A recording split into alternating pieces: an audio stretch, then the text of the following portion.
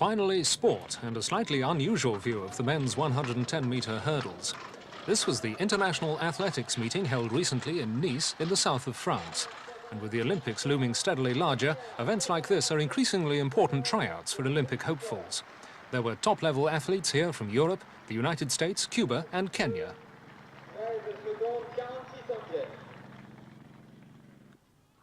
Among the stars was Olympic 400 metres champion Irena Szewinska of Poland, here winning the women's 200 metres. For European athletes, it's also preparation for the European Championships in Prague, the women's 800 metres, for example. It was a hard race which produced good individual performances. Anne-Marie Nussel of Belgium just beat Gabriele Dorio of Italy in the final straight, both girls setting up new national records. This will give their confidence a big boost for Prague. The women's 100 metres sprint again brought out Olympic champion Irena Szewinska. She finished strongly but couldn't catch Chantal Reger of France in the inside lane. The winning time was 11.50 seconds for Reger, ahead of Szewinska and the Cuban, Sylvia Schizas. But the tall Polish girl wasn't too disappointed.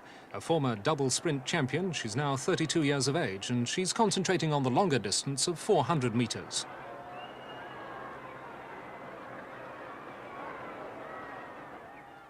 The men's 100 metres was full of drama. The American Steve Williams in lane 5 looked the likely winner, but inside him came James Gilkes of Guyana and Osvaldo Lara of Cuba.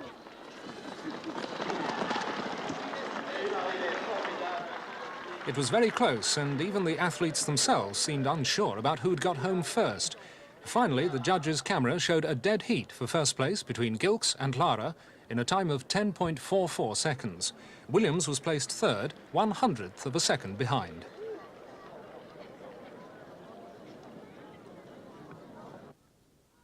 By mid-evening, the moon was shining almost as brightly as the floodlights, completing an ideal setting. The warm Mediterranean evening was a bonus for the spectators, and the competitors too, for the warmer it is, the less danger of pulled muscles, the curse that can destroy the best-laid plans of any athlete.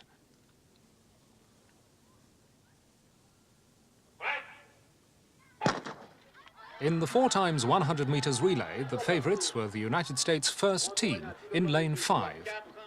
On the first leg, Reynaldo Nehemiah, then Herman Fraser, Hervé Glance and Steve Williams. But such is the strength and depth of the Americans that even their second team was always in contention.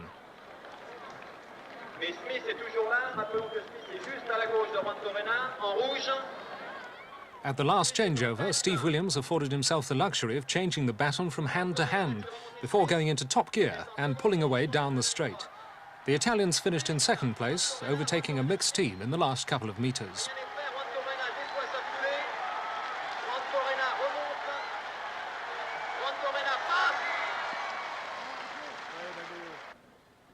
The 5,000 metres attracted a rather lopsided entry: 5 Frenchmen, 3 Kenyans and a Colombian. Kenya has a remarkable record of producing world-class middle-distance runners. One theory is that certain tribes living at high altitude have an inborn ability to run the longer races without physical discomfort. But whatever the reason, the green-shorted Kenyans certainly dominated this race.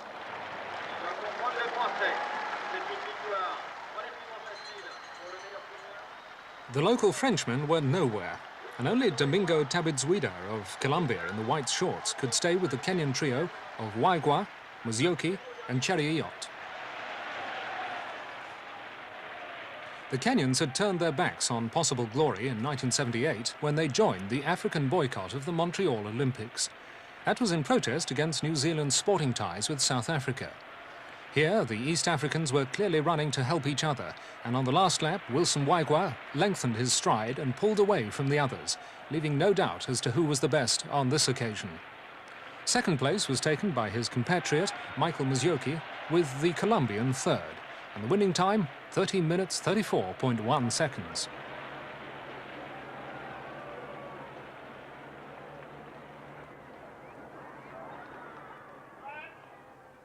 In the men's 200 metres, there was a disappointing entry of only 5 runners, but it was a hotly contested event.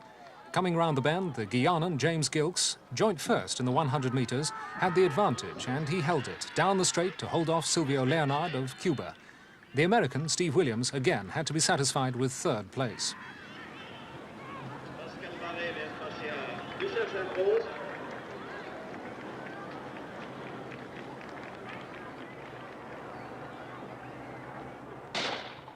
The men's 400 metres was one of the highlights of the meeting, featuring the Olympic 400 and 800 metres champion Alberto Juantorena of Cuba.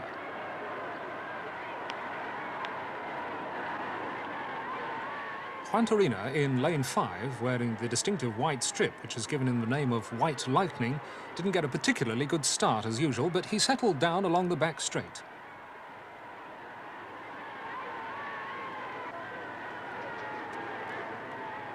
Into the final bend, the American Willie Smith inside him had a clear advantage, but Juantorena was not to be denied, and his powerful long stride carried him to close victory in a time of 45.29 seconds.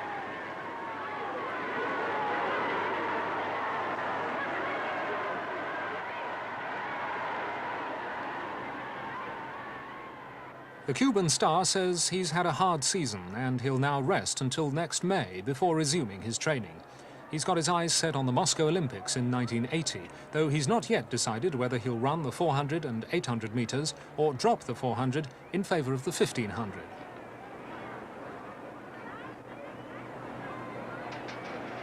One of the best performances of the day came from another Kenyan, Mike Boyd, in the 1000 metres. It's not an Olympic distance, but it's quite popular with the runners. It's become virtually a long sprint over the 2.5 laps. Boyd was always in command, and he showed the form that's already won him many international honours.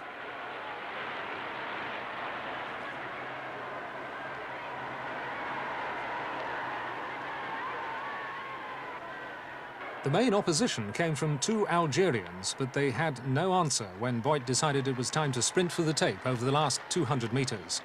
Urged on by an appreciative crowd, Boyd's kick drew him steadily away from his pursuers. He was rewarded with the year's best time over the distance, 2 minutes, 16 seconds, within 2 seconds of the world record, and this without being really pushed.